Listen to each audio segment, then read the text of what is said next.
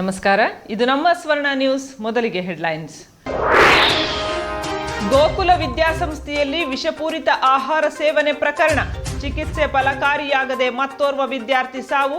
ಜಿಲ್ಲಾಸ್ಪತ್ರೆಯಲ್ಲಿ ವಿದ್ಯಾರ್ಥಿಗಳ ಯೋಗಕ್ಷೇಮ ವಿಚಾರಿಸಿದ ಜಿಲ್ಲಾಧಿಕಾರಿಗಳು.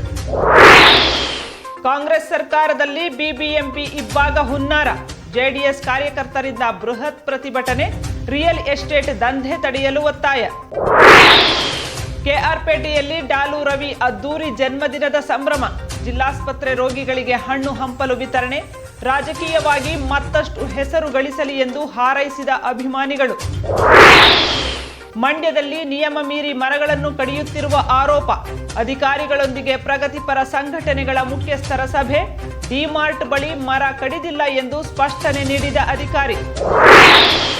ತಪ್ಪದ ಸಂಪಳ್ಳಿ ಗ್ರಾಮದ ಫಲಾನುಭವಿಗಳ ಅಳಲು, ನಿವೇಶನಕ್ಕಾಗಿ ಅರ್ಜಿ ಸಲ್ಲಿಸಿದ್ದರೂ ಪರಿಹಾರ ಶೂನ್ಯ, ಕೃಷಿ ಕೂಲಿಕಾರರ ಸಂಘದಿಂದ ಮಂಡ್ಯದಲ್ಲಿ ಧರಣಿ. ಖ್ಯಾತ ಕವಿಗಳಾದ ಡಿವಿಜಿ ಮತ್ತು ಪೂತಿನ ಜನ್ಮದಿನಾಚರಣೆ, ಬದುಕು ಜಟಕಾ ಬಂಡಿ, ಬಾವಲವೆ ಕಗ್ಗ ವಾಚನ, ಜ್ಞಾನಪೀಠ ಪ್ರಶಸ್ತಿ ಸಿಗದ ಬಗ್ಗೆ ಗಣ್ಯರ ಬೇಸರ. ಮಳವಳ್ಳಿ ತಾಲೂಕಿನ ಕಾಗೇಪುರ ಗ್ರಾಮದ ಗೋಕುಲ ವಿದ್ಯಾಸಂಸ್ಥೆಯಲ್ಲಿ ವಿಷಪೂರಿತ ಆಹಾರ ಸೇವಿಸಿ ಅಸ್ವಸ್ಥಗೊಂಡಿದ್ದ ಮತ್ತೋರ್ವ ವಿದ್ಯಾರ್ಥಿ ಸಾವನ್ನಪ್ಪಿದ್ದಾನೆ.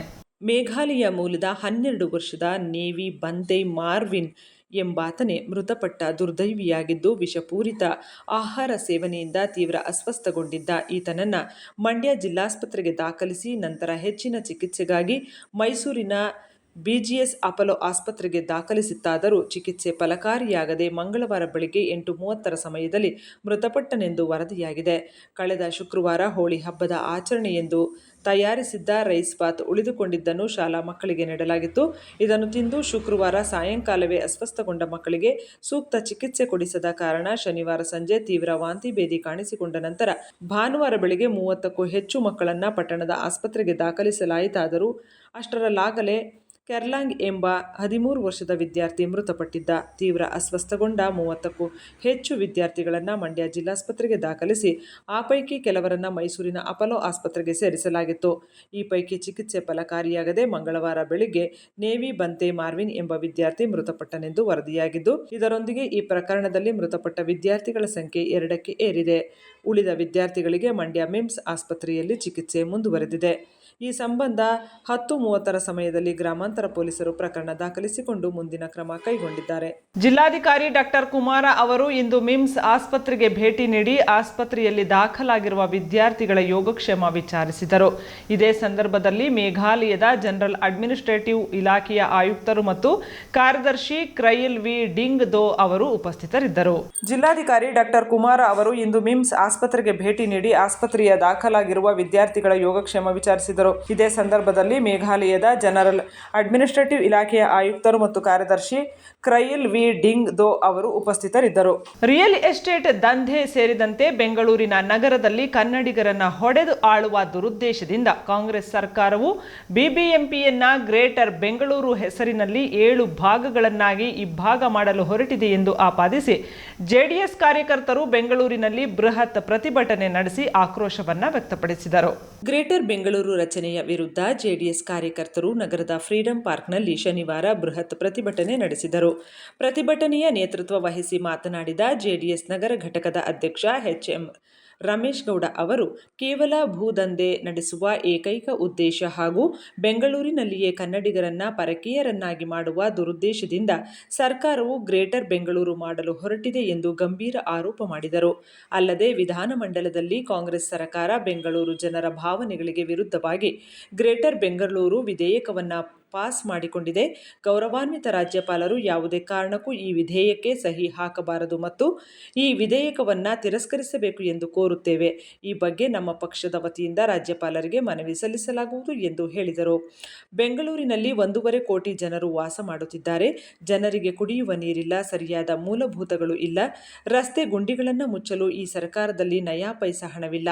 ಈಗ ಗ್ರೇಟರ್ ಬೆಂಗಳೂರು ಹೆಸರಿನಲ್ಲಿ ಜನರನ್ನು ಯಾಮಾರಿಸಲು ಹೊರಟಿದೆ ಎಂದು ಅವರು ಟೀಕಾ ಆಹಾರ ನಡೆಸಿದರು. ಬೇಸಿಗೆ ಇನ್ನೂ ಪೂರ್ಣ ಪ್ರಮಾಣದಲ್ಲಿ ಶುರುವಾಗಿಲ್ಲ. ಆಗಲೇ ಬೆಂಗಳೂರಿನಲ್ಲಿ ನೀರಿಗಾಗಿ ಹಾಹಾಕಾರ ಎದ್ದಿದೆ. ಒಂದು ನೀರಿನ ಟ್ಯಾಂಕರ್ಗೆ 5,000, 6,000 ಕೊಡಬೇಕಾದ ಪರಿಸ್ಥಿತಿ ಸೃಷ್ಟಿಯಾಗಿದೆ. ಬೆಂಗಳೂರಿನ ಜನ ನಿಜಕ್ಕೂ ದಿನನಿತ್ಯವೂ ಸತ್ತು ಬದುಕುತ್ತಿದ್ದಾರೆ. ಇದಕ್ಕೆ ಕಾಂಗ್ರೆಸ್ ಸರ್ಕಾರದ ದುರಾಡಳಿತವೇ ಕಾರಣ ಎಂದು ಆರೋಪ ಮಾಡಿದರು. ಈ ಕಾಂಗ್ರೆಸ್ ನೇತೃತ್ವದ ಇವತ್ತು ರಾಜ್ಯ ಸರ್ಕಾರ 5 ಫ್ರೀ ಗ್ಯಾರಂಟಿಗಳನ್ನ ಕೊಡ್ತೀರಿ ಅಂತೇಳಿ ಸುಳ್ಳು ಭರವಸೆಗಳನ್ನ ಕೊಟ್ಟು ಇವತ್ತೇನು ರಾಜ್ಯದಲ್ಲಿ ಅಧಿಕಾರ ನಡೆಸ್ತಾ ಇದ್ದಾರೆ. ಇವತ್ತು ಬೆಂಗಳೂರನ್ನು ಛಿದ್ರ ಮಾಡ್ತಾ ಇದ್ದಾರೆ. ತಾವೆಲ್ಲ ಮಾಧ್ಯಮದವರು 3-4 ದಿವಸದಿಂದ ತಾವೆಲ್ಲ ಸುದ್ದಿ ಮಾಡ್ತಾ ಇದ್ದೀರಿ, ತಾವೇ ತೋರಿಸ್ತಾ ಇದ್ದೀರಿ.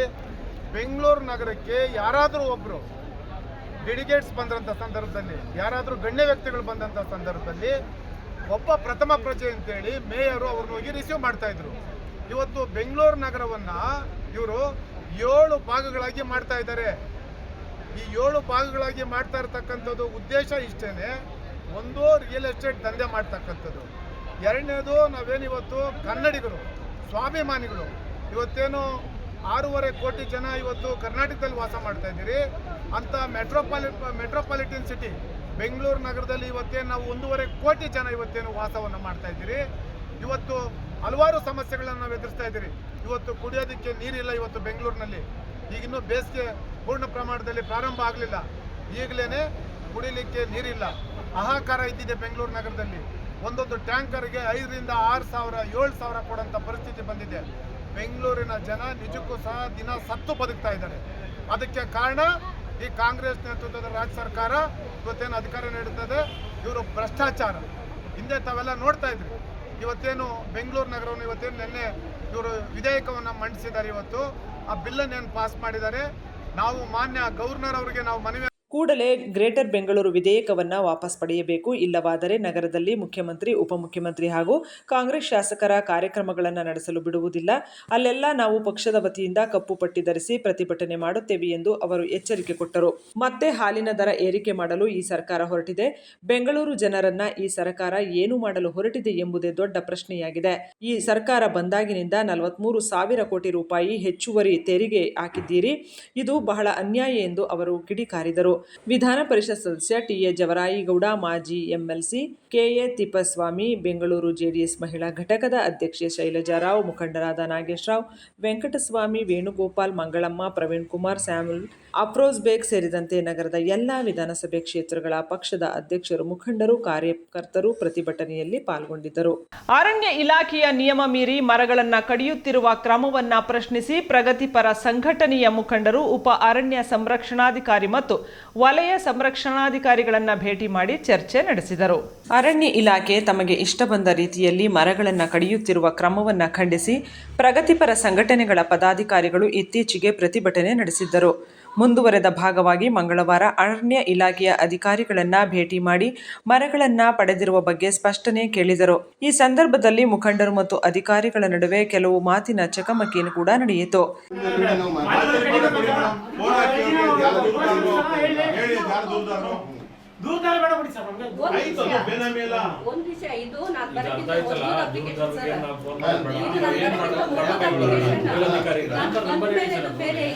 ತರಿಸಿ ಮೇಡಮ್, ಅಷ್ಟೊತ್ತಿಗೆ ಅದೇ ಹೇಳ್ತಾ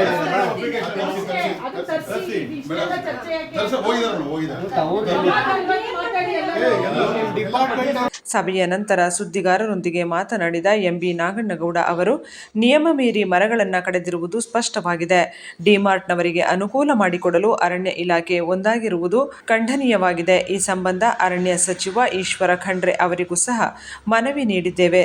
ಸಾರ್ವಜನಿಕರು ಕೂಡ ಮುಂದಿನ ದಿನಗಳಲ್ಲಿ ಮರ ಕಡಿಯುವಾಗ ಅದನ್ನು ಖಂಡಿಸಬೇಕು ಎಂದು ಹೇಳಿದರು. ಘಟನೆ ಇದೆಯೋ ಸಂಪೂರ್ಣವಾಗಿ ಕಾನೂನು ಬಾಹಿರವಾಗಿರ್ತಕ್ಕಂಥ ಘಟನೆ ಇದು. ನಿಯಮಗಳನ್ನು ಪಾಲಿಸ್ತೇನೆ ಏಕಾಏಕಿ ಯಾರೋ ಒಬ್ಬ ಖಾಸಗಿ ಡಿಮಾರ್ಟ್ ಕಂಪನಿಗೆ ಅನುಕೂಲ ಮಾಡ್ಕೊಳ್ಳಿಕ್ಕೋಸ್ಕರ ಇವತ್ತು ಈ ಮರಗಳನ್ನ ಕಡಿದಿದ್ದಾರೆ. ನಾವು ಇದನ್ನು ಖಂಡಿಸ್ತೀವಿ. ಸಂಬಂಧಪಟ್ಟಂಥ ಅಧಿಕಾರಿಗಳು, ಪರಿಸರ ಅರಣ್ಯ ಇಲಾಖೆ ಮಂತ್ರಿಗಳು ಈಶ್ವರ ಖಂಡ್ರೆ ಅವರೇ, ನೀವು ರಾಜ್ಯದ ಮಂತ್ರಿಗಳಾಗಿದ್ದೀರಿ, ಸೂಕ್ತ ಕ್ರಮ ತಗೊಳ್ಬೇಕು. ಈಗಾಗಲೇ ಮೊದಲನೇ ಘಟನೆ ನಿಮ್ಮ ಗಮನ ತಂದಿದ್ದೀವಿ ವಿಚಾರದಲ್ಲಿ. ಸೊ ಇಲ್ಲಿ ನಾವು ಜಿಲ್ಲೆಯ ನಾಗರಿಕರಿಗೆ ನಾವು ಮನವಿ ಮಾಡ್ತೀವಿ, ಈ ಜಿಲ್ಲೆಯಲ್ಲಿ ಎಲ್ಲೇ ಆಗಲಿ ಈ ರೀತಿಯ ಸಾರ್ವಜನಿಕವಾಗಿ ಅರಣ್ಯಗಳನ್ನ ಮತ್ತು ಮರಗಳನ್ನ ಕಡಿತಕ್ಕಂಥ ಘಟನೆಗಳು ಕಂಡುಬಂದರೆ ಅದನ್ನು ಪ್ರತಿಭಟಿಸ್ತಕ್ಕಂಥದ್ದು, ಪ್ರಶ್ನೆ ಮಾಡ್ತಕ್ಕಂಥದ್ದು ನೀವು ಮಾಡಬೇಕಾಗತ್ತೆ. ಈ ಸಂದರ್ಭದಲ್ಲಿ ಸ್ವಂತ ಮನೆ ನಮ್ಮ ಹಕ್ಕು ಹೋರಾಟ ಸಮಿತಿಯ ಸತೀಶ್, ಕರ್ನಾಟಕ ರಕ್ಷಣಾ ವೇದಿಕೆಯ ಜಯರಾಮ್ ಸೇರಿದಂತೆ ಅನೇಕರಿದ್ದರು. ಘಟನೆಯ ಬಗ್ಗೆ ಮಾಧ್ಯಮದವರೊಂದಿಗೆ ಸ್ಪಷ್ಟನೆ ನೀಡಿದ ಅರಣ್ಯ ಇಲಾಖೆಯ ಅಧಿಕಾರಿಗಳು, ಡಿಮಾರ್ಟ್ ಮುಂದೆ ಕಾನೂನು ಬಾಹಿರವಾಗಿ ಮರ ಕಡಿದಿಲ್ಲ, ಕೊಂಬೆಗಳನ್ನು ಮಾತ್ರ ತೆಗೆಯಲಾಗಿದೆ ಎಂದು ಸ್ಪಷ್ಟನೆ ನೀಡಿದರು. ಮೇಲೆ ಅದರಲ್ಲಿ ಏನಿದೆ ಅಲ್ಲಿ ಕೊಂಬೆಗಳನ್ನು ಮಾತ್ರ ಎಲ್ಲಿ ಹೈಟೆನ್ಷನ್ ವೈರ್ ಬರುತ್ತೆ, ಅಲ್ಲಿ ಒಂದು ವೈರ್ ಬರುತ್ತೆ, ಅದ್ರ ಪ್ರಕಾರ ಅಲ್ಲಿ ತೊಂದರೆ ಆಗಂಥ ಕೊಂಬೆಗಳನ್ನು ಮಾತ್ರ ತೆಗೆಸಿದ್ದೀವಿ ನಾವು. ಇದ್ರ ಬಗ್ಗೆ ತಾವು ಬೇಕಾದ್ರೆ ಸ್ಪಾಟಲ್ಲಿ ಹೋಗಿ ಯಾರು ಬೇಕಾದ್ರೂ ಹೋಗಿ ಅಲ್ಲಿ ಪರಿಶೀಲನೆ ಮಾಡ್ಕೋಬೋದಾಗಿದೆ. ಸೊ ಹಾಗಾಗಿ ನಾವು ಯಾವುದೇ ಒಂದು ನಿಯಮ ಬಿಟ್ಟು ನಾವು ಮಾಡಿಲ್ಲ.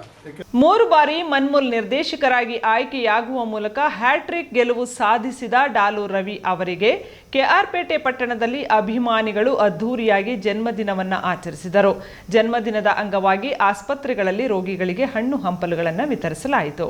ಕೆಆರ್ಪೇಟೆ ಮಂಡ್ಯ ಜಿಲ್ಲಾ ಹಾಲು ಒಕ್ಕೂಟ ಚುನಾವಣೆಯಲ್ಲಿ ಹ್ಯಾಟ್ರಿಕ್ ಗೆಲುವು ಸಾಧಿಸಿದ ಡಾಲು ರವಿ ಅವರ 52ನೇ ವರ್ಷದ ಹುಟ್ಟುಹಬ್ಬದ ಪ್ರಯುಕ್ತ ಅಭಿಮಾನಿಗಳು, ಹಿತೈಷಿಗಳು ಕೆಆರ್ಪೇಟೆ ಪಟ್ಟಣದ ದುಂಡಶೆಟ್ಟಿ ಲಕ್ಷ್ಮಮ್ಮ ತಾಲೂಕು ಸಾರ್ವಜನಿಕ ಆಸ್ಪತ್ರೆಯ ಒಳಹೊರ ರೋಗಿಗಳಿಗೆ ಹಣ್ಣು ಹಂಪಲು ವಿತರಿಸುವ ಮೂಲಕ ಮನ್ಮೂಲ್ ನಿರ್ದೇಶಕರಾದ ಡಾಲು ರವಿ ಅವರ ಹುಟ್ಟುಹಬ್ಬ ಅರ್ಥಪೂರ್ಣವಾಗಿ ಆಚರಿಸಲಾಯಿತು.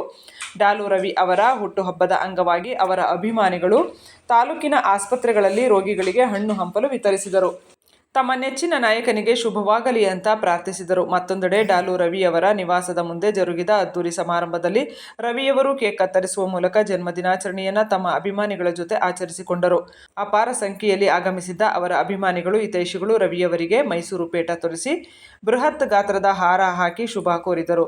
ಈ ಸಂದರ್ಭದಲ್ಲಿ ಮಾತನಾಡಿದ ಅವರ ಅಭಿಮಾನಿಗಳು, ರವಿಯವರು 3 ಬಾರಿ ಮನ್ಮೂಲ್ ನಿರ್ದೇಶಕರಾಗಿ ಹ್ಯಾಟ್ರಿಕ್ ಗೆಲುವು ಸಾಧಿಸಿದ್ದು, ಮುಂದೆಯೂ ಅವರ ರಾಜಕೀಯ ಭವಿಷ್ಯ ಉಜ್ವಲಗೊಳ್ಳಲಿ ಅಂತ ಹಾರೈಸಿದರು. ಹಾಗೂ ಮಂಡ್ಯ ಜಿಲ್ಲಾ ಹ್ಯಾಟ್ರಿಕ್ ಮನ್ಮೂಲ್ ನಿರ್ದೇಶಕರಾದ ಡಾಲು ರವಿಯವರ ಹುಟ್ಟುಹಬ್ಬದ ಪ್ರಯುಕ್ತ ಇಂದು ತಾಲೂಕಿನ ಊರಿನ ಎಲ್ಲ ಗ್ರಾಮಸ್ಥರಿಗೂ ಹೇಳಿದೆ ಊಟದ ವ್ಯವಸ್ಥೆ ಇದೆ ಅಂತ, ಹಾಗೂ ನಮ್ಮ ಹಾಸ್ಪಿಟಲಲ್ಲಿ ರೋಗಿಗಳಿಗೆ ಹಣ್ಣು ಹಂಪಲು ವಿತರಣೆ ಕಾರ್ಯಕ್ರಮ ನಡೀತಾ ಇದೆ. ಹಾಗೂ ಎಲ್ಲ ಶಾಲಾ ಮಕ್ಕಳಿಗೆ ಚಾಕ್ಲೇಟ್ ವಿತರಣೆ ಮಾಡೋದ್ರ ಮುಖಾಂತರ ಸರಳವಾಗಿ ಎಲ್ಲೂ ಕೂಡ ಹುಟ್ಟುಹಬ್ಬ ಆಚರಿಸ್ತಾ ಇದ್ದಾರೆ. ಹಾಗೂ ಎಲ್ಲ ಪೌರ ಕಾರ್ಮಿಕರಿಗೂ ಕೂಡ ಸನ್ಮಾನವನ್ನು ಏರ್ಪಡಿಸಿದ್ದೀವಿ. ಹಾಗೂ ಈ ತಾಲೂಕಿನಲ್ಲಿ ನಾವು ನೋಡಿದಂಗೆ ಬಡವರ ಪರ ಒಬ್ಬ ನಾಯಕ ಅಂತಾರೆ ನಮ್ಮ ಡಾಲು ರವಿಯಣ್ಣವರು. ಅವ್ರಿಗಿರೋ ಕಾಳಜಿ ನಾನು ನೋಡಿದಂಗೆ ಯಾವ ನಾಯಕರು ಇಲ್ಲ. ಭಾಳ ಖುಷಿ ಆಯ್ತದೆ ಇಂಥ ನಾಯಕರು ಮುಂದಿನ ದಿನಗಳಲ್ಲಿ ನಮ್ಮ ತಾಲೂಕಿಗೆ MLA ಆಗಿ ಬರಬೇಕು ಅನ್ನೋದು ನಮ್ಮೆಲ್ಲರ ಆಸೆ. ದೇವರು ಭಗವಂತ ಒಳ್ಳೇದು ಮಾಡಲಿ ಅಂತ ಇವತ್ತು ಎಲ್ಲ ನಮ್ಮ ತಾಲೂಕಿನ ಜನತೆ ಮುಖಾಂತರ ನಾನು ಕೇಳ್ಬೋದು. ಈ ಸಂದರ್ಭದಲ್ಲಿ PLD ಬ್ಯಾಂಕ್ ನಿರ್ದೇಶಕ ಮಾಳಗೂರು ಜಗದೀಶ್, ಮುಖಂಡರಾದ ಹಾದನೂರು ಪರಮೇಶ್, ಡಾಲು ರವಿ ಅವರ ಸಹೋದರ ಹಾಗೂ ಉದ್ಯಮಿ ಸಂತೋಷ್ ಕುಮಾರ್, ಕೈಗೋನಹಳ್ಳಿ ಜಯರಾಮು, ಜಾಕನಕೆರೆ ಅಂಬರೀಶ್, ಹರಪನಹಳ್ಳಿ ಕ್ರಾಸ್ ಪರಮೇಶ್, ಗ್ರಾಮ ಪಂಚಾಯತಿ ಸದಸ್ಯ AR ರಾಜು, ಬಲರಾಮ್, ಪ್ರೀತಮ್. 3 ಬಾರಿ ಮಂಡ್ಯ ಹಾಲು ಒಕ್ಕೂಟದಲ್ಲಿ ನಿರ್ದೇಶಕನಾಗಿ ಆಯ್ಕೆಯಾದಂಥ ಆತ್ಮೀಯ ಸ್ನೇಹಿತ ಡಾಲು ರವಿ ಅವರ ಹುಟ್ಟುಹಬ್ಬ ಆಚರಣೆ ಭಾರಿ ವಿಜೃಂಭಣೆಯಿಂದ ಎಲ್ಲ ತಾಲೂಕಿನ ಅವರ ಅಭಿಮಾನಿಗಳು, ಸ್ನೇಹಿತರುಗಳು ವಿಶೇಷವಾಗಿ ಆಚರಿಸ್ತಾ ಇರ್ತಕ್ಕಂಥದ್ದು ತುಂಬ ಖುಷಿಯಾದ ವಿಚಾರ. ಭಗವಂತ ಅವರಿಗೆ ಆರೋಗ್ಯ, ಆಯುಷ್ಯು, ಸತ್ಕಾರದ ಹೆಚ್ಚಿಗೆ ಕೊಡಲಿ, ಒಳ್ಳೆಯದಾಗಲಿ ಅಂತ ಮನಸ್ಫೂರ್ತಿಯಾಗಿ ಹಾರೈಸಕ್ಕೆ ಇಚ್ಛೆ ಮಾಡಿ. ರವಿ, ಸಾದೋಳನಿನ ಲೋಕೇಶ್, ಶೀಳನೆರೆ ಅಜಯ್, ದಿಲೀಪ್, ಗ್ರಾಮದ ಯುವ ಮುಖಂಡರಾದ ನಿತಿನ್, ಅರುಣ್, ಗೌತಮ್, ವೆಂಕಟೇಶ್, ವರುಣ್, ಗೋವರ್ಧನ್, ಯೋಗೇಶ್, ಶಿವರಾಜ್, ಸತೀಶ್, ಗೌರವ್, ಪ್ರಸನ್ನ, ಅಭಿಷೇಕ್ ಸೇರಿದಂತೆ ಇತರರು ಉಪಸ್ಥಿತರಿದ್ದರು.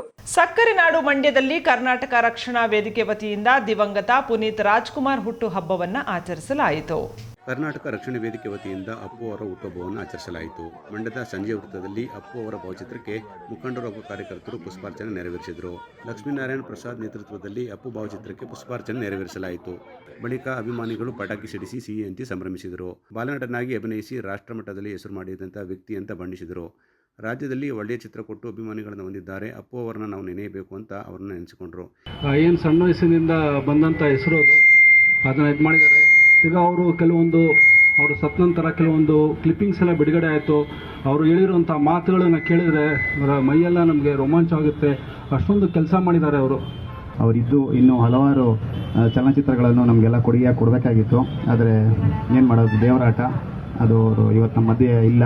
ಆದರೂ ಅವರು ಯಾವತ್ತೂ ನಮ್ಮ ಹೃದಯದಲ್ಲಿ ಚಿರಋಣಿಯಾಗಿರ್ತಾರೆ. ಯಾವತ್ತೂ ಅವರು. ಈ ಸಂದರ್ಭದಲ್ಲಿ CPI ನವೀನ್ ಕುಮಾರ್, ಕರವೇ ಜಿಲ್ಲಾಧ್ಯಕ್ಷ ಅಶೋಕ್, ಯೋಗಣ್ಣ ಸೇರಿದಂತೆ ಅನೇಕ ಮುಖಂಡರು ಪಾಲ್ಗೊಂಡಿದ್ದರು.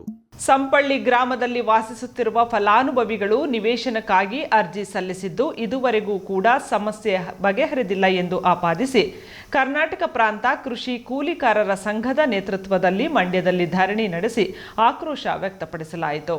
ಕಳೆದ 15 ವರ್ಷಗಳಿಂದ ನಿರಂತರವಾಗಿ ಹಕ್ಕುಪತ್ರ ಮತ್ತು ಮೂಲಭೂತ ಸೌಕರ್ಯಕ್ಕಾಗಿ ಒತ್ತಾಯಿಸಿ ಜಿಲ್ಲಾಧಿಕಾರಿಗಳ ಕಚೇರಿ, ತಾಲೂಕು ಕಚೇರಿಗಳ ಮುಂದೆ ಹೋರಾಟ ಮಾಡುತ್ತಾ ಬರಲಾಗಿದ್ದು, ಇದರ ಪರಿಣಾಮ ಹಲವು ಸಭೆಗಳಲ್ಲಿ ಜಿಲ್ಲಾಧಿಕಾರಿಗಳು ಮತ್ತು ಉಪವಿಭಾಗಾಧಿಕಾರಿಗಳು ಸಭೆ ನಡೆಸಿ ಕೆಲವೇ ದಿನಗಳಲ್ಲಿ ಬಗೆಹರಿಸಿ ನಡಾವಳಿ ರೂಪಿಸಿತ್ತು. 2024 ಫೆಬ್ರವರಿ 8ರಂದು ಮಾನ್ಯ ಜಿಲ್ಲಾಧಿಕಾರಿಗಳು ಸಭೆ ನಡೆಸಿ ಚರ್ಚಿಸಿ 3 ದಿನ ಗಡುವು ನೀಡಿ ತಮಗೆ ನಿರ್ದೇಶನ ನೀಡಿ ಹಕ್ಕುಪತ್ರದ ಬಗ್ಗೆ ಪ್ರಕ್ರಿಯೆ ನಡೆಸಿ ಮುಕ್ತಾಯ ಮಾಡಲು ಸೂಚಿಸಲಾಗಿತ್ತು.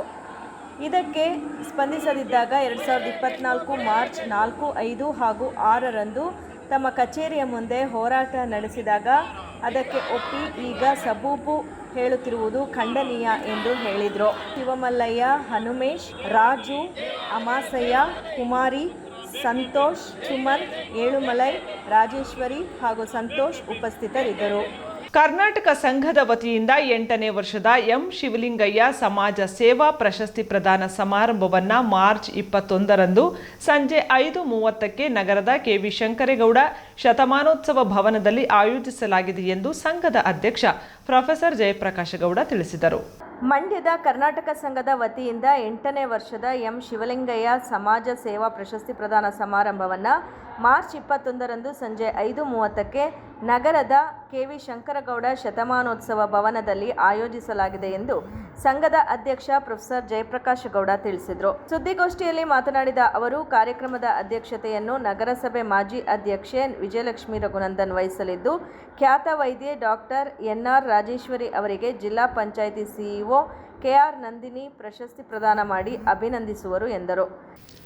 ಅದರಂತೆ 8ನೇ ವರ್ಷದ ಈ ವರ್ಷದ ಪ್ರಶಸ್ತಿಗೆ KR ಪೇಟೆಯ ಖ್ಯಾತ ವೈದ್ಯರಾಗಿರ್ತಕ್ಕಂಥ ಡಾಕ್ಟರ್ NR ರಾಜೇಶ್ವರಿಯನ್ನವರು ಕೊಡ್ತಾಯಿದ್ದೀವಿ. ರಾಜೇಶ್ವರಿ ಖಾಸಗಿಯಾಗಿ ವೈದ್ಯ ವೃತ್ತಿಯನ್ನು ಮಾಡ್ತಾ ಇರ್ತಕ್ಕಂಥವ್ರು. ಬಹುಶಃ ಅವರ ಮನೆತನ ಅವರ ಮಾವನಿಂದ ಪ್ರಾರಂಭಗೊಂಡು ಮಡುವಿನಕೋಡಿ ಗಣೇಶ್ ಗೌಡರು ಅಂಥೇಳಿ KR ಪೇಟೆಯಲ್ಲಿ ಗಣೇಶ್ ಗೌಡರು ಭಾಳ ಹಳಬರು. ನಮ್ಮ ಶ್ರೀರಂಗಪಟ್ಟಣದ C ಬಂದೇಗೌಡರು ಮುಂತಾದವ್ರ ಜೊತೆಯಲ್ಲಿ ಅವರು 5 ರೂಪಾಯಿಗೆ 2 ರೂಪಾಯಿಗೆ ವೈದ್ಯಕೀಯ ಸೇವೆಯನ್ನು ದೊರಕಿಸ್ಕೊಡ್ತಾ ಇದ್ದಂಥವ್ರು. ಅವರು ಇತ್ತೀಚೆಗೆ ನಿಧನರಾದರು. ಅವರು ಒಂದು 2-3 ವರ್ಷಗಳ ಹಿಂದೆ. ಅವರ ಸೊಸೆ ಇವರು ಡಾಕ್ಟರ್ NR ರಾಜೇಶ್ವರಿ ಅಂತೇಳಿ ಬೆಂಗಳೂರಿನವರು. ಅವರು ಅಲ್ಲಿಗೆ ಮದುವೆಯಾಗಿ ಬಂದ ಮೇಲೆ ಅವರೇ ಖಾಸಗಿಯಾಗಿ ಮಹಿಳಾ ಮತ್ತು ಮಕ್ಕಳ ಒಂದು ಜನರಲ್ ಡಾಕ್ಟರ್ ಅವರು. ಆದರೆ ತುಂಬ ಪ್ರಸಿದ್ಧಿಯನ್ನು ಪಡ್ಕೊಂಡಿದ್ದಾರೆ. 20 ರೂಪಾಯಿ 30 ರೂಪಾಯಿ ಕನ್ಸಲ್ಟೇಷನ್ ಫೀಸ್ ಒಂದು ಕನಸಿನ ಮಾತು ಇವತ್ತು. ಅಂಥದ್ರಲ್ಲಿ ಇಡೀ ತಮ್ಮ ಔಷಧಾಲಯ ಬೆಳಗ್ಗೆಯಿಂದ ಸಾಯಂಕಾಲದವರೆಗೂ ಕೂಡ ಅದು ಕಿಕ್ಕಿರಿದು ಸೇರ್ತದೆ ಎನ್ನುವಂಥದ್ದು ಕೂಡ ಇವತ್ತಿನ ಸಂದರ್ಭದಲ್ಲಿ ಆಶ್ಚರ್ಯಕರವಾದಂಥ ವಿಷಯ. ಆ ದೃಷ್ಟಿಯಿಂದ ಅವರನ್ನು ಪ್ರೋತ್ಸಾಹಿಸಬೇಕು ಅನ್ನುವ ಕಾರಣದಿಂದಾಗಿ ಅವರಿಗೆ ಈ ಪ್ರಶಸ್ತಿಯನ್ನು ಕೊಡ್ತಾ ಇದ್ದೇವೆ. ಅದು 10,000 ರೂಪಾಯಿನ ನಗದು ಮತ್ತು ಪ್ರಶಸ್ತಿ ಫಲಕವನ್ನು ಒಳಗೊಂಡಿರ್ತದೆ. ರೈತ ನಾಯಕಿ KS ನಂದಿನಿ ಜಯರಾಮ್ ಅಭಿನಂದನಾ ನುಡಿಗಳನ್ನಾಡಲಿದ್ದು, ದತ್ತಿದಾನಿಗಳಾದ MK ಲಕ್ಷ್ಮಿ ಉಪಸ್ಥಿತರಿರಲಿದ್ದಾರೆ. ಪ್ರಶಸ್ತಿ ಪುರಸ್ಕೃತರಿಗೆ 10,000 ರೂಪಾಯಿ ನಗದು ಪ್ರಶಸ್ತಿ ಫಲಕ ನೀಡಿ ಸನ್ಮಾನಿಸಲಾಗುವುದು ಎಂದು ಹೇಳಿದರು. ಗೋಷ್ಠಿಯಲ್ಲಿ ಸಂಘದ ಖಜಾಂಚಿ ಮಂಜುಳಾ ಉದಯಶಂಕರ್, ನಿರ್ದೇಶಕ ನಾಗಪ್ಪ ಇದ್ದರು. ಮಂಡ್ಯ ನಗರದಲ್ಲಿರುವ ಡಿ ದೇವರಾಜು ಅರಸು ಮೆಟ್ರಿಕ್ ನಂತರದ ಬಾಲಕರ ವಿದ್ಯಾರ್ಥಿ ನಿಲಯ ಘಟಕ 1ರಲ್ಲಿ DVG ಕಗ್ಗಬಳಗ, ಶುಗರ್ ಸಿಟಿ ಅಲಯನ್ಸ್ ಸಂಸ್ಥೆ, ಪ್ರತಿಭಾಂಜಲಿ ಸುಗಮ ಸಂಗೀತ ಅಕಾಡೆಮಿ ಆಯೋಜಿಸಿದ್ದ ನಾಡಿನ ಖ್ಯಾತ ಕವಿಗಳಾದ DVG ಮತ್ತು ಪೂತಿನ ಜನ್ಮದಿನಾಚರಣೆ ಅಂಗವಾಗಿ ಬದುಕು ಜಟಕ ಬಂಡಿ ಬಾ ಒಲವೇ ಕಗ್ಗ ವಾಚನ ಮತ್ತು ಗೀತಗಾಯನ ಸಮಾರಂಭವು ಯಶಸ್ವಿಯಾಗಿ ನಡೆಯಿತು. ಮಂಡ್ಯ ನಗರದಲ್ಲಿರುವ ಡಿ ದೇವರಾಜ ಅರಸು ಮೆಟ್ರಿಕ್ ನಂತರದ ಬಾಲಕರ ವಿದ್ಯಾರ್ಥಿ ನಿಲಯದಲ್ಲಿ ಘಟಕ 1ರಲ್ಲಿ DVG ಕಗ್ಗ ಬಳಗ, ಶುಗರ್ ಸಿಟಿ ಅಲಯನ್ಸ್ ಸಂಸ್ಥೆ, ಪ್ರತಿಭಾಂಜಲಿ ಸುಗಮ ಸಂಗೀತ ಅಕಾಡೆಮಿ ಆಯೋಜಿಸಿದ್ದ ನಾಡಿನ ಖ್ಯಾತ ಕವಿಗಳಾದ DVG ಮತ್ತು ಪೂತಿನ ಜನ್ಮದಿನಾಚರಣೆ ಅಂಗವಾಗಿ ಬದುಕು ಜಟಕ ಬಂಡಿ ಬಾ ಒಲವೇ ಕಗ್ಗ ವಾಚನ ಮತ್ತು ಗೀತಗಾಯನ ಸಮಾರಂಭವು ಯಶಸ್ವಿಯಾಗಿ ನಡೆಯಿತು. ಕಾರ್ಯಕ್ರಮವನ್ನು ಸಾಹಿತಿ ತ.ನ. ಶಿವಕುಮಾರ್ ಉದ್ಘಾಟಿಸಿದರು. ಅಲಯನ್ಸ್ ಸಂಸ್ಥೆ ಜಿಲ್ಲಾ ರಾಜ್ಯಪಾಲ KT ಹನುಮಂತು ಮಾತನಾಡಿದರು. ಮತ್ತೆ ಅವರ ಕಗ್ಗ ಮಂಕುತಿಮ್ಮನ ಕಗ್ಗ ಅಂತ ಹೇಳಿದ್ರಲ್ಲ ಅವರು, ಏನು ಅದು ಒಟ್ಟು 954 ಕಗ್ಗಗಳಿವೆ. ಅದನ್ನು ಒಂದೇ ದಿನ ಓದೋದಲ್ಲ, ದಿನಕ್ಕೊಂದು ಕಗ್ಗ ಅಂತ. ಒಂದು ದಿವಸಕ್ಕೆ ಒಂದು ಕಗ್ಗ ಓದೋದು ಓದಿ ಅರ್ಥ ಮಾಡ್ಕೊಂಡ್ರೆ ಸಾಕು. ಯಾಕೆಂತಂದರೆ ಇಡೀ ಬದುಕಿನ ಸಾರವನ್ನು ಅವರು ಆ ಕಗ್ಗದಲ್ಲಿ ಕಟ್ಕೊಟ್ಟಿದ್ದಾರೆ. ಹಾಗಾಗಿ ದಯಮಾಡಿ ತಾವು ವಿದ್ಯಾರ್ಥಿಗಳು ಈಗಾಗಲೇ ಹೇಳ್ತಾ ಇದ್ರು, ವಿದ್ಯಾರ್ಥಿಗಳು ಸಾಹಿತ್ಯದಲ್ಲಿ ಆಸಕ್ತಿ ಕಡಿಮೆ ಅಂತ. ಒಂದು ಅಂಕಿಅಂಶದ ಪ್ರಕಾರ 1,000 ಜನ ವಿದ್ಯಾರ್ಥಿಗಳಲ್ಲಿ ಬರೀ 10 ಜನ ಮಾತ್ರ ಸಾಹಿತ್ಯದಲ್ಲಿ ಆಸಕ್ತಿಯನ್ನು ಹೊಂದಿದ್ದಾರೆ. ಇನ್ನು ಉಳಿದವ್ರಿಗೆ ಸಾಹಿತ್ಯದ ಬಗ್ಗೆ ಆಸಕ್ತಿ ಇಲ್ಲ ಅಂತಕ್ಕಂಥದ್ದು. ನಾವು ಇವತ್ತು ಇಲ್ಲಿ ಈ ಕಾರ್ಯಕ್ರಮವನ್ನು ಮಾಡ್ತಕ್ಕಂಥ ಉದ್ದೇಶ ಏನಪ್ಪ ಅಂತಂದರೆ, ಮಾಡಿರುವಂಥ ಉದ್ದೇಶ ವಿದ್ಯಾರ್ಥಿಗಳನ್ನ ಸಾಹಿತ್ಯದ ಕಡೆಗೆ ಕರ್ಕೊಂಡು ಹೋಗಬೇಕು ಅಂತಕ್ಕಂಥ. ಈ ಸಂದರ್ಭದಲ್ಲಿ ಸಾಹಿತ್ಯ ಉಪಾಸಕ ರಾಜಾಚಾರ್ಯ, ಅಲಯನ್ಸ್ ಸಂಸ್ಥೆಯ ಜಿಲ್ಲಾ ಸಂಪುಟ ಕಾರ್ಯದರ್ಶಿ KS Chandrashekhar, sugar city alliance ಸಂಸ್ಥೆ BA ರಾಧಾಕೃಷ್ಣ, ಲೇಖಕಿ ಭವಾನಿ, ಅಲಯನ್ಸ್ ಸಂಸ್ಥೆ ಲೋಕೇಶ್, ಪ್ರತಿಭಾಂಜಲಿ ಸುಗಮ ಸಂಗೀತ ಅಕಾಡೆಮಿ ಅಧ್ಯಕ್ಷ ಪ್ರೊಫೆಸರ್ ಡೇವಿಡ್, ನಿಲಯ ಪಾಲಕ HN ರವಿ, ಕಗ್ಗ ವಾಚಕ ಪ್ರಮೋದ್ S ಭರದ್ವಾಜ್ ಮತ್ತಿತರರು ಹಾಜರಿದ್ದರು. ಮದ್ದೂರು ಪಟ್ಟಣದ ಮಹಿಳಾ ಸರ್ಕಾರಿ ಕಾಲೇಜಿನ ಆವರಣದಲ್ಲಿ ರೋಟರಿ ಸಂಸ್ಥೆಯ ವತಿಯಿಂದ ದಿವಂಗತ ಡಾಕ್ಟರ್ ಪುನೀತ್ ರಾಜ್ಕುಮಾರ್ ಅವರ ಜನ್ಮದಿನದ ಸವಿ ನೆನಪಿನಲ್ಲಿ ರಕ್ತದಾನ ಶಿಬಿರವನ್ನು ಆಯೋಜಿಸಲಾಗಿತ್ತು. ಮದ್ದೂರು ಪಟ್ಟಣದ ಮಹಿಳಾ ಸರ್ಕಾರಿ ಕಾಲೇಜಿನ ಆವರಣದಲ್ಲಿ ರೋಟರಿ ಸಂಸ್ಥೆಯ ವತಿಯಿಂದ ದಿವಂಗತ ಡಾಕ್ಟರ್ ಪುನೀತ್ ರಾಜ್ಕುಮಾರ್ ಅವರ ಜನ್ಮದಿನದ ಸವಿ ನೆನಪಿನಲ್ಲಿ ರಕ್ತದಾನ ಶಿಬಿರವನ್ನು ಆಯೋಜಿಸಲಾಗಿತ್ತು. ರಕ್ತದಾನ ಶಿಬಿರದಲ್ಲಿ ಸಂಘ ಸಂಸ್ಥೆಯ ಮುಖಂಡರು, ಕಾಲೇಜಿನ ವಿದ್ಯಾರ್ಥಿನಿಯರು ಹಾಗೂ ಮಹಿಳೆಯರು ಸ್ವಯಂ ಪ್ರೇರಿತರಾಗಿ ರಕ್ತದಾನ ಶಿಬಿರದಲ್ಲಿ ಭಾಗವಹಿಸಿ ಪುನೀತ್ ರಾಜ್ಕುಮಾರ್ ಅವರ ಜನ್ಮದಿನದ ಹಿನ್ನೆಲೆಯಲ್ಲಿ ಮಂಡ್ಯ ಮಿಮ್ಸ್ ಆಸ್ಪತ್ರೆಗೆ ರಕ್ತದಾನ ಮಾಡಿದರು. ಈ ವೇಳೆ ರೋಟರಿ ಸಂಸ್ಥೆಯ ಅಧ್ಯಕ್ಷರಾದ ಚೆನ್ನ ಅಂಕೇಗೌಡ, ಕಾರ್ಯದರ್ಶಿ ಲೋಕೇಶ್, ಪದಾಧಿಕಾರಿಗಳಾದ ರಾಜೇಶ್, ಪ್ರಕಾಶ್, ಶಶಿ ಸೇರಿದಂತೆ ಇತರರು ಹಾಜರಿದ್ದರು. ಇತ್ತೀಚೆಗೆ DK ಶಿವಕುಮಾರ್ ಅವರು ಕರೆಯಲಾಗಿದ್ದ ಡಿನ್ನರ್ಗೆ ಕೆಲವರು ಬಾರದಿದ್ದಕ್ಕೆ ಬೇರೆ ಅರ್ಥ ಕಲ್ಪಿಸುವುದು ಬೇಡ, ನಮ್ಮ ಪಕ್ಷದಲ್ಲಿ ಯಾವುದೇ ಗೊಂದಲವಿಲ್ಲ ಎಂದು ಶಾಸಕ KM ಉದಯ್ ತಿಳಿಸಿದರು. ಇತ್ತೀಚೆಗೆ DK ಶಿವಕುಮಾರ್ ಅವರು ಕರೆಯಲಾಗಿದ್ದ ಡಿನ್ನರ್ಗೆ ಕೆಲವರು ಬಾರದಿದ್ದಕ್ಕೆ ಬೇರೆ ಅರ್ಥ ಕಲ್ಪಿಸುವುದು ಬೇಡ, ನಮ್ಮ ಪಕ್ಷದಲ್ಲಿ ಯಾವುದೇ ಗೊಂದಲವಿಲ್ಲ ಎಂದು ಶಾಸಕ KM ಉದಯ್ ತಿಳಿಸಿದರು. ಆಲ್ಮೋಸ್ಟ್ ಆಲು ಯಾವುದೇ ಒಂದು ಕಾರ್ಯಕ್ರಮ ಆಗಲಿ, ಒಂದು ಮೀಟಿಂಗ್ ಆಗಲಿ, ಒಂದು ಔತಣಕೂಟ ಆಗಲಿ, ಒಂದು ಮದುವೆ ಸಮಾರಂಭ ಆಗಲಿ 100ಕ್ಕೆ 100 ಯಾರು ಕೂಡ ಭಾಗಿಯಾಗಿರಲ್ಲ. ಒಂದು ಫ್ಯೂ ಪರ್ಸೆಂಟು ಏನೋ ಅವ್ರಿಗೆ ಅನಿವಾರ್ಯ ಕಾರಣಗಳಲ್ಲಿ ಊರಲ್ಲಿರಲ್ಲ ಅಥವಾ ಇನ್ನೇನೋ ಇರ್ತದೆ. ಸೊ ಈ ಥರ ಸಮಸ್ಯೆಗಳಲ್ಲಿ ಯಾರು ಬಂದಿರಲ್ಲ. ಅದನ್ನೆಲ್ಲ ನೀವು ಬೇರೆ ಬೇರೆ ಥರ ಯೋಚನೆ ಮಾಡೋವಂಥದ್ದು ಏನಿಲ್ಲ. ಆಲ್ಮೋಸ್ಟ್ ಆಲ್ CM ಆದಿಯಾಗಿ ಎಲ್ಲರೂ ಕೂಡ ಬಂದಿದ್ರು. ಒಬ್ರಿಬ್ರು ತಪ್ಪಿಸ್ಕೊಳ್ಳೋದು ಅದು ಎಲ್ಲ ಕಾರ್ಯಕ್ರಮದಲ್ಲೂ ಸಾಮಾನ್ಯ. ಮದ್ದೂರು ತಾಲೂಕಿನ ಹೊಸಕೆರೆ ಹಾಗೂ ಒಳಗೆರೆಹಳ್ಳಿ ಗ್ರಾಮಗಳಲ್ಲಿ ರಸ್ತೆ ಅಭಿವೃದ್ಧಿ ಕಾಮಗಾರಿಗಳಿಗೆ ಚಾಲನೆ ನೀಡಿ ನಂತರ ಮಾತನಾಡಿದ ಅವರು, ಮುಖ್ಯಮಂತ್ರಿ ಸಿದ್ದರಾಮಯ್ಯರವರು ಸೇರಿದಂತೆ ಬಹುತೇಕ ಸಚಿವರು ಹಾಗೂ ಪಕ್ಷದ ಶಾಸಕರು, ಉಪಮುಖ್ಯಮಂತ್ರಿ DK ಶಿವಕುಮಾರ್ ಅವರು ಕರೆಯಲಾಗಿದ್ದ ಡಿನ್ನರ್ಗೆ ಬಂದಿದ್ದರು. ಗೃಹ ಸಚಿವರಾದ ಪರಮೇಶ್ವರ್ ಹಾಗೂ ಸಚಿವ ರಾಜಣ್ಣರವರು ತುರ್ತು ಕೆಲಸಗಳಿದ್ದರಿಂದ ಬಾರದಿದ್ದಕ್ಕೆ ಅವರಿಗೆ ಅದನ್ನೇ ದೊಡ್ಡದು ಮಾಡುವ ಹಾಗೆ ವಿರೋಧ ಪಕ್ಷದವರು ಅರ್ಥ ಕಲ್ಪಿಸಿದ್ದರು ಎಂದರು. ವಿರೋಧ ಪಕ್ಷದವರಿಗೆ ಮಾಡಲು ಕೆಲಸವಿಲ್ಲ, ನಾವು ಏನೇ ಮಾಡಿದರೂ ಟೀಕಿಸುತ್ತಾರೆ, ಉತ್ತಮ ಬಜೆಟ್ ನೀಡಿದರೂ ಹಲಾಲ್ ಬಜೆಟ್, ಮುಸ್ಲಿಮರ ಬಜೆಟ್ ಎನ್ನುತ್ತಾರೆ ಎಂದ ಅವರು, ಏಕೆ ಅವರು ಭಾರತೀಯರಲ್ಲವೇ ಎಂದು ಪ್ರಶ್ನಿಸಿದರು. ಅಲ್ಲ, ಅವರು BJPಯವರು ಕೇವಲ ಜಾತಿ ರಾಜಕಾರಣಕ್ಕೆ ಸೀಮಿತ ಆಗ್ಬಿಟ್ಟಿದ್ದಾರೆ. ಜಾತಿ, ದೇವರ ಹೆಸರು ಹೇಳೋದು, ಧರ್ಮದ ಹೆಸರು ಹೇಳೋದು, ಬರೀ ಇಂಥವಕ್ಕೆ ಅವರು ಸೀಮಿತ ಆಗ್ಬಿಟ್ಟಿದ್ದಾರೆ. ದೇವರು ಏನು ಒಬ್ರಿಗೆ ಇಬ್ಬರಿಗೂ ಅಲ್ಲ, ಪ್ರತಿಯೊಬ್ಬರಿಗೂ ದೇವ್ರು ಬೇಕಾಗಿದೆ. ಪ್ರತಿಯೊಬ್ಬರು ಎಲ್ಲ ಒಂದು ಸಮುದಾಯದವ್ರಿಗೂ ದೇವರಿದೆ. ಸೊ ಇವರೇನು ಮಾಡ್ತಿದ್ದಾರೆ, ಒಂದು ಹಿಂದೂ ಅನ್ನೋ ಅಸ್ತ್ರ ಇಟ್ಕೊಂಡು ಅದರಲ್ಲೇ ಇಷ್ಟು ದಿವಸ ಬೇಳೆ ಬೇಯಿಸ್ಕೊಂಡು ಬಂದರು. ಈ ಸರಿ ಮುಗಿಸ್ತಾ ಇದ್ರು, ಸ್ವಲ್ಪದಲ್ಲಿ ಬಚಾವಾಗರೆ ಮುಂದೆ ಮುಗಿಸ್ತಾರೆ. ಅಭಿವೃದ್ಧಿ ಕೆಲಸಗಳೇ ಆಗುತ್ತಿಲ್ಲ ಎಂದು ಜರೆಯುತ್ತಾರೆ. ಈಗ ನಾನು ನನ್ನ ಕ್ಷೇತ್ರದಲ್ಲಿ 100 ಕೋಟಿ ರೂಪಾಯಿ ಅನುದಾನಗಳನ್ನು ತಂದು ಕೆಲಸ ಮಾಡುತ್ತಿರುವುದು ಅಭಿವೃದ್ಧಿಯಲ್ಲವೇ ಎಂದು ವಿರೋಧ ಪಕ್ಷದವರ ಆರೋಪಗಳಿಗೆ ತಿರುಗೇಟು ನೀಡಿದರು. ಈ ವೇಳೆ ಗ್ರಾಮ ಪಂಚಾಯಿತಿ ಮಾಜಿ ಸದಸ್ಯರಾದ ಚಿಕ್ಕ ಬೋರೇಗೌಡ, ಮುಖಂಡರಾದ ಸುನಿಲ್ ಕುಮಾರ್, ಗೋಪಿ, ರಘು, ನಿಂಗಪ್ಪ, ರಾಜು, ಶಂಕರೇಗೌಡ, ಐಶ್ವರ್ಯ, ಸತೀಶ್, ಉಮಾಶಂಕರ್, ಲಿಂಗರಾಜು, ರವಿ, ಜಯರಾಮು, ರವಿ ಸೇರಿದಂತೆ ಹಲವರು ಹಾಜರಿದ್ದರು. PES civil engineering aluminium association ವತಿಯಿಂದ ಹಿರಿಯ ವಿದ್ಯಾರ್ಥಿಗಳ ಸಮ್ಮಿಲನ ಕಾರ್ಯಕ್ರಮ PES ಇಂಜಿನಿಯರಿಂಗ್ ಕಾಲೇಜು ಆವರಣದಲ್ಲಿ ನಡೆಯಿತು. PES civil engineer alumni association ವತಿಯಿಂದ ಹಿರಿಯ ವಿದ್ಯಾರ್ಥಿಗಳ ಸಮ್ಮಿಲನ ಕಾರ್ಯಕ್ರಮ PES ಇಂಜಿನಿಯರ್ ಕಾಲೇಜು ಆವರಣದಲ್ಲಿ ನಡೆಯಿತು.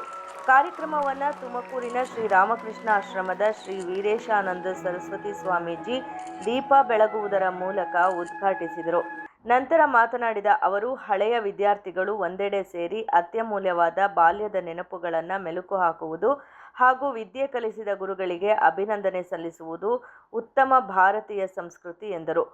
ಆಧುನಿಕ ತಂತ್ರಜ್ಞಾನವನ್ನು ಮಕ್ಕಳಿಗೆ ಕಲಿಸುವಲ್ಲಿ ಕರ್ನಾಟಕದಲ್ಲಿ ಬಹಳ ದೊಡ್ಡ ಹೆಸರು ಪಡೆದ ವಿದ್ಯಾಸಂಸ್ಥೆ ಅದು PES ಸಂಸ್ಥೆ ಎಂದರು.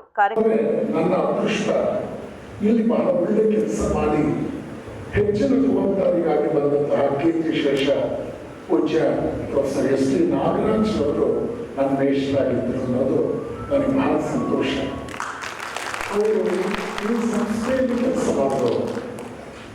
ನಮ್ಮ ಶಿವಲಿಂಗಯ್ಯನವರಲ್ಲಿದ್ದಾರೆ, ಅವರಿಗೆ ಹೆಣ್ಣು ಕೊಟ್ಟ ಮಾವಂದರು.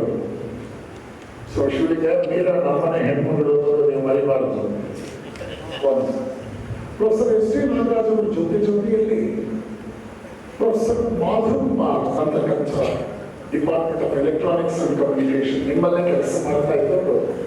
ಅವರು ನನ್ನ ಎಲೆಕ್ಟ್ರಾನಿಕ್ಸ್ ಅಂಡ್ ಕಮ್ಯುನಿಕೇಶನ್ ವಿಭಾಗದ ಮುಖ್ಯಸ್ಥರಾಗಿದ್ದು ನನ್ನ ಜೀವನದಲ್ಲಿ ಕಂಡಂತ ಒಬ್ಬ ಶ್ರೇಷ್ಠ ಪ್ರಾಧ್ಯಾಪಕರು. ಬಹಳ ದೊಡ್ಡ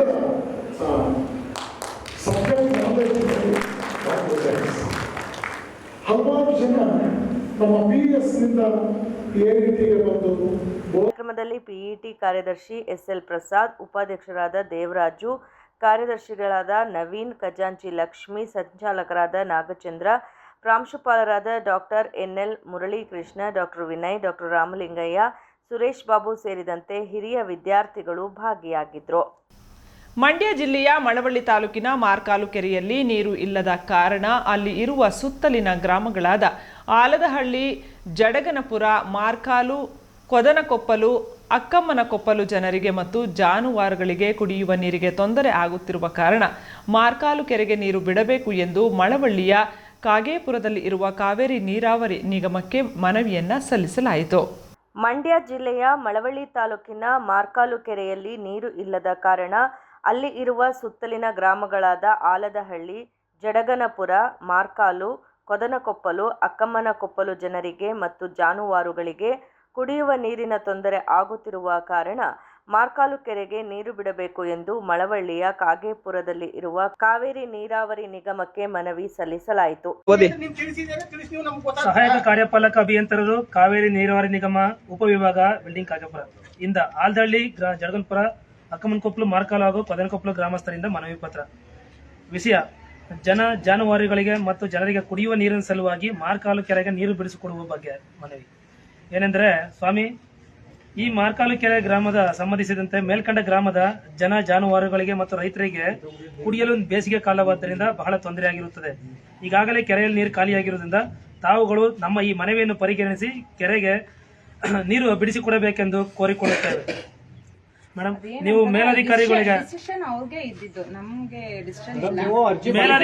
ಮೇಡಮ್ ಪರಿಣಾಮಕಾರಿಯಾಗಿ ದಯಮಾಡಿ ನಾವ್ ಹೆಂಗ ಇಷ್ಟು ರಿಕ್ವೆಸ್ಟ್ ಅಂದ್ರೆ ನಮ್ಮ ಹಳ ತೋಡ್ಕೊತಾ ಇದೀವಿ, ನೀವು ಬಹಳ ಪರಿಣಾಮಕಾರಿಯಾಗಿ ಅದ್ರ ಮೇಡಮ್ ಈ ಒಂದು ಏನಿದೆ ಈಗ ಈ ಒಂದು ನಿಟ್ಟಿಗೆ ನೀವು ಯಾವ ರೀತಿ ಇವ್ರಿಗೆ ಮಾಹಿತಿ ಕೊಡ್ತೀರಾ? ಮತ್ತೆ ಈ ಸಂದರ್ಭದಲ್ಲಿ KR ಪಕ್ಷದ ಮಳವಳ್ಳಿ ತಾಲೂಕು ಅಧ್ಯಕ್ಷರಾದ ಮಾದೇಗೌಡ, ಉಪಾಧ್ಯಕ್ಷರಾದ ಪರಮೇಶ್, ಪ್ರಧಾನ ಕಾರ್ಯದರ್ಶಿಯಾದ ಮಹದೇವಸ್ವಾಮಿ, ಮಂಡ್ಯ ಜಿಲ್ಲೆಯ ಯುವ ಘಟಕದ ಅಧ್ಯಕ್ಷರಾದ ಪ್ರಮೋದ್ ಹಾಗೂ ಆಲದಹಳ್ಳಿ, ಜಡಗನಪುರ, ಮಾರ್ಕಾಲು, ಕೊದನಕೊಪ್ಪಲು, ಅಕ್ಕಮ್ಮನಕೊಪ್ಪಲು ಗ್ರಾಮಸ್ಥರು ಭಾಗವಹಿಸಿದ್ರು. ಕೊನೆಯಲ್ಲಿ ಮತ್ತೊಮ್ಮೆ ಹೆಡ್ಲೈನ್ಸ್. ಗೋಕುಲ ವಿದ್ಯಾಸಂಸ್ಥೆಯಲ್ಲಿ ವಿಷಪೂರಿತ ಆಹಾರ ಸೇವನೆ ಪ್ರಕರಣ, ಚಿಕಿತ್ಸೆ ಫಲಕಾರಿಯಾಗದೆ ಮತ್ತೋರ್ವ ವಿದ್ಯಾರ್ಥಿ ಸಾವು, ಜಿಲ್ಲಾಸ್ಪತ್ರೆಯಲ್ಲಿ ವಿದ್ಯಾರ್ಥಿಗಳ ಯೋಗಕ್ಷೇಮ ವಿಚಾರಿಸಿದ ಜಿಲ್ಲಾಧಿಕಾರಿಗಳು. ಕಾಂಗ್ರೆಸ್ ಸರ್ಕಾರದಲ್ಲಿ BBMP ಇಬ್ಬಾಗ ಹುನ್ನಾರ, JDS ಕಾರ್ಯಕರ್ತರಿಂದ ಬೃಹತ್ ಪ್ರತಿಭಟನೆ, ರಿಯಲ್ ಎಸ್ಟೇಟ್ ದಂಧೆ ತಡೆಯಲು ಒತ್ತಾಯ.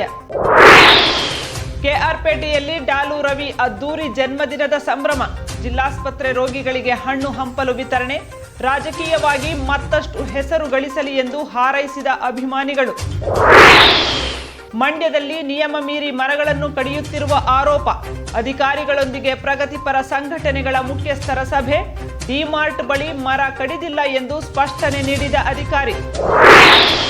ತಪ್ಪದ ಸಂಪಳ್ಳಿ ಗ್ರಾಮದ ಫಲಾನುಭವಿಗಳ ಅಳಲು, ನಿವೇಶನಕ್ಕಾಗಿ ಅರ್ಜಿ ಸಲ್ಲಿಸಿದ್ದರೂ ಪರಿಹಾರ ಶೂನ್ಯ, ಕೃಷಿ ಕೂಲಿಕಾರರ ಸಂಘದಿಂದ ಮಂಡ್ಯದಲ್ಲಿ ಧರಣಿ. ಖ್ಯಾತ ಕವಿಗಳಾದ DVG ಮತ್ತು ಪೂತಿನ ಜನ್ಮದಿನಾಚರಣೆ, ಬದುಕು ಜಟಕಾ ಬಂಡಿ, ಬಾವಲವೇ ಕಗ್ಗ ವಾಚನ, ಜ್ಞಾನಪೀಠ ಪ್ರಶಸ್ತಿ ಸಿಗದ ಬಗ್ಗೆ ಗಣ್ಯರ ಬೇಸರ. ಇದಿಷ್ಟು ಇವತ್ತಿನ ಸುದ್ದಿಗಳು. ಇದು ನಮ್ಮ ಸ್ವರ್ಣ ನ್ಯೂಸ್. ಬಾಂಧವ್ಯದ ಬೆಸುಗೆ ನಮಸ್ಕಾರ.